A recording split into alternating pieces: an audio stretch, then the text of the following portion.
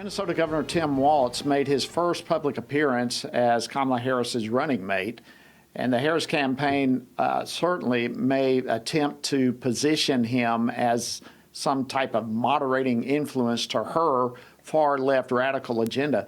But Walz's comments and his record literally leave little doubt regarding his own personal extreme positions.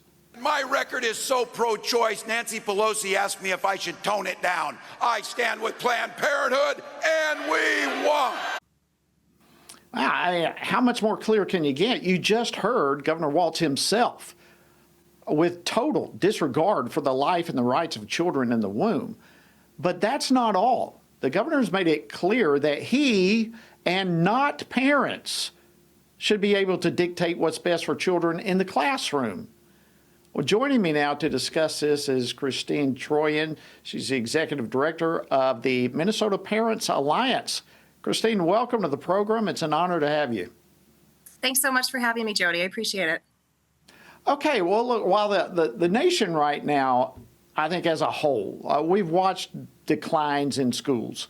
But then when you go from the national perspective and hone in on Minnesota specifically, there's been a notable dip in education with Governor Walz. Isn't that correct? I think a dip is really an understatement. We are grappling with the lowest test scores that we've ever seen in our state history. Our students are not thriving. And I would argue that this is not, it was exacerbated by his COVID response. But this is something that we've been dealing with since 2018 when he was first elected and even prior to that. But under his administration, we have seen double-digit decline across subjects like math and reading and science. And these are the things that our kids need to be able to succeed in the real world. We are graduating students in Minnesota that have, less than 50% proficiency in basic skills. Wow. All right. So you mentioned his actions during COVID. What else? I mean, what has the governor done that has fueled this massive decline in education scores? In fact, Minnesota has dipped below the national average. If I'm not mistaken, that's the first time ever for Minnesota. Yeah, and I will say that it's, I think scores are important, and that's our way of measuring accountability of whether our schools are doing their job. But I will also mention that under the policies that Walz has signed, the ideological underpinning of most of the initiatives that are coming through his education omnibus bills are really alarming to parents and parents like myself who really believe that students should be treated equally, that we shouldn't be adopting these illiberal and regressive approaches to treating students differently because of their skin color, certainly. And we're seeing so much of that. We have now a fifth strand of our social studies curriculum here in Minnesota, which is liberated ethnic studies. And that is nothing more than just a very radical, critical social justice curriculum that really is not what most parents want their children to be learning in our public schools. Well, and he's also, tell me if I'm wrong, in fact, I know I'm not because I've seen it, but he's also aggressively sided with this whole gender confusion. And the entire industry has been promoting the extreme gender ideology in the state as a whole. Tell us about that. Well, it's horrific for any parent to think that they could lose their child, lose custody of their child, and have their child be shepherded through a sex change by another adult. But that is now legal here in the state of Minnesota.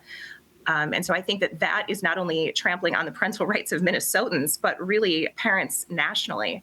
And it is really, truly the most extreme piece of legislation that we have seen around that issue across the country. So here as an outsider, outsider looking in, it appears as though, and I think you're saying this, but I want to be gracious in the way I put this up here for you. It appears as though he has not even represented or served his own people well.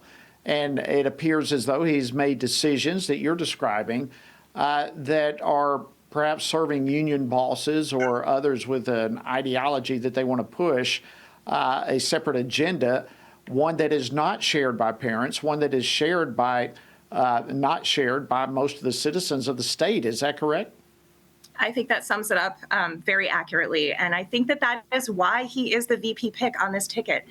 Tim Walz has shown time and time again his willingness to be obedient to a teacher union agenda and put those priorities above his own people and parents who have begged him to open schools, to open businesses, to not let our cities burn. He has no ears for his own people. And I think that the hallmark of good leadership is to truly be a servant to the people that you represent. And we have not gotten that from Tim Walz. Yeah, I mean, that's the whole purpose of our elections, is it is to elect representatives of the people.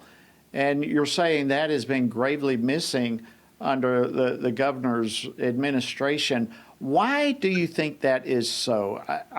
People can look at what he has done and they can disagree with it. They can scratch their head at it. They can be angry at it, like so many people in Minnesota are, and like so many people, quite frankly, across the nation will be as they learn more about this. But why? What motivates him to be such a radical leader, do you think?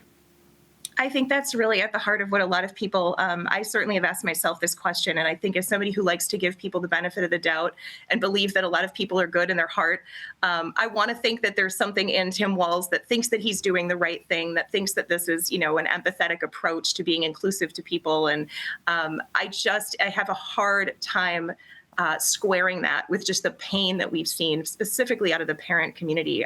So much harm and so much damage has come to his own people over the course of his administration that I just can't understand how someone like Tim Walz can look parents in the face who are begging him to lead differently and truly believe that he's doing the right thing at the end of the day. And I can only keep concluding that because he is 100% kind of owned and funded and controlled by a union influence that I truly am. I'm a believer, and I think there is an element of good and evil in our world. And I keep coming back to that because I truly have no other explanation for what is underlying this really radical agenda that is just tearing apart families and really forcing our kids to suffer.